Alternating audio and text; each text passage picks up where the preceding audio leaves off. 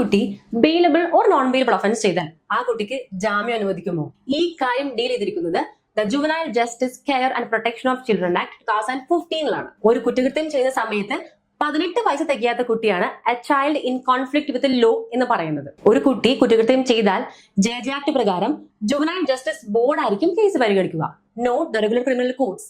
അങ്ങനെ ഒരു ഒഫൻസ് ചെയ്ത് ഒരു കുട്ടിയെ പോലീസ് അറസ്റ്റ് ചെയ്ത് പോലീസ് സ്റ്റേഷനിൽ നിന്ന് ജാമ്യം ലഭിച്ചില്ലെങ്കിൽ ആ കുട്ടിയെ ജുവനൈൽ ജസ്റ്റിസ് ബോർഡുമായി ബന്ധപ്പെട്ട ഒബ്സർവേഷൻ ഹോമിലേക്ക് മാറ്റണം. കുട്ടിയെ പോലീസ് സ്റ്റേഷനിലോ ജയിലിലോ തടങ്കലിൽ വെക്കാൻ കഴിയില്ല.